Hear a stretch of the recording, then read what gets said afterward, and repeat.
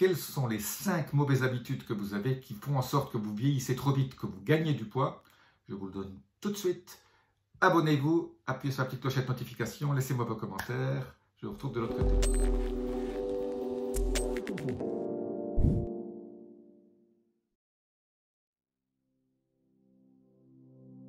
Je suis Jean-Marie Buterlin, expert en rajeunissement et longévité, et j'aide ma communauté à ajouter de la vie à leurs années et des années à leur vie. Alors je vous donne aujourd'hui les 5 mauvaises habitudes et une 6e qui est la pire, donc restez bien jusqu'à la fin. Je commence par la première, une des habitudes que beaucoup de gens ont, c'est qu'ils n'arrivent pas à manager leur stress. Alors le stress, vous en avez tout le temps dans votre vie, le stress est responsable de nombreuses maladies, beaucoup d'études l'ont montré. Eh bien, ne pas manager le stress est une erreur et donc il faut mettre en place un système où vous managez votre stress. Alors je vous en donne un seul. Chaque fois que vous avez du stress, vous dites stop et vous prenez 4 grandes respirations et 4 grandes expirations. Vous inspirez 4 secondes, 5 secondes, vous expirez. Ça, c'est une façon de manager le stress. La deuxième, c'est une méditation le matin ou le soir, ou les deux, 5-10 minutes tout simple. Vous vous asseyez et vous faites le vide dans votre cerveau. Chaque fois qu'il y a une pensée qui vient, vous ne la compterez pas, vous dites merci, au revoir.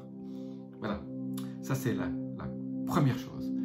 La deuxième mauvaise habitude que beaucoup de gens qui les font vieillir de façon prématurée et prendre du poids, c'est une mauvaise gestion de leur sommeil. Soit ils ont un biorhythme qui ne va pas, qui n'est pas adapté. C'est-à-dire si vous êtes pilote d'avion et vous êtes toujours en jet lag, ou stewardess, ou steward, ce n'est pas très bon. Donc tout ce qui est jet lag et mauvais management de sommeil, c'est pas bon. Ou alors si vous couchez tard et vous vous réveillez tôt, j'ai fait beaucoup de vidéos sur le sommeil, je vous en mets une là-haut, sur la gestion du sommeil. 7h20, 7h30, c'est le minimum qu'en moyenne il faut.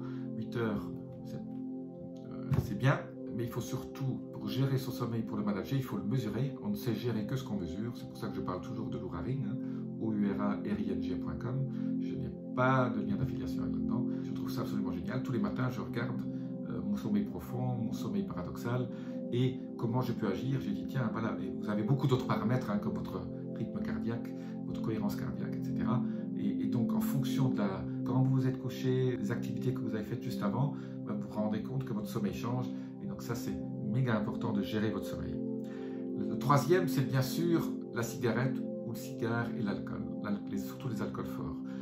Un petit peu de vin, surtout rouge, en modération, c'est pas un problème, mais les alcools forts, les whisky, les vodkas, tous les cocktails et bien sûr fumer, ça c'est un no-no. Ça coupe des années dans votre vie. Une autre mauvaise habitude, c'est de rester assis toute la journée, ne pas assez bouger durant la journée. Alors ceux qui sont assis pour travailler, vous pouvez travailler en élevant, soit en travaillant debout et en ayant un bureau qui s'ajuste en hauteur, ou toutes les 20 minutes, toutes les demi-heures, vous avez une petite sonnerie qui vous dit vous marchez un petit peu, il faut bouger durant la journée. Être sédentaire assis toute la journée, c'est une très mauvaise habitude qui vous coupe aussi des années à votre vie. Une autre, bien sûr, mauvaise habitude que beaucoup de gens ont, c'est le midi de manger ce que j'appelle du junk food, de manger des hamburgers ou des kebabs ou des trucs où il y a du pain, où il y a des frites, etc. Il vaut mieux sauter un repas que de manger un repas. Alors si vous avez faim, vous buvez de l'eau, vous buvez du thé. C'est là que je prône le jeûne intermittent pour les gens, ou alors le OMAD, One Meal a Day, un repas par jour. Et ne me dites pas que vous avez faim le midi. La faim le midi, vous buvez, c'est une journée, 2 jours. Après, on s'habitue très très vite.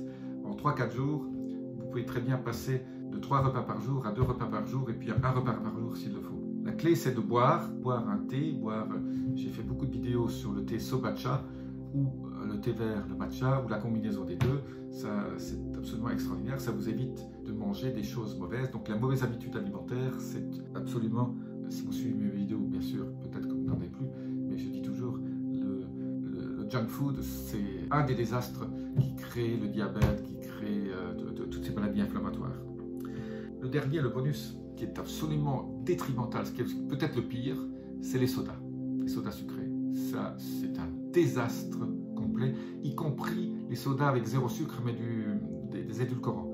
Parce qu'en fait, ce n'est pas le sucre qui crée tellement le problème, c'est Votre pancréas commence à fabriquer de la glycémie une fois qu'il a des impressions sucrées ici dans votre bouche. Il y a des papilles, il y a des capteurs qui disent attention, dans 10 minutes, il y a du sucre qui va arriver, donc il faut commencer à préparer la production d'insuline.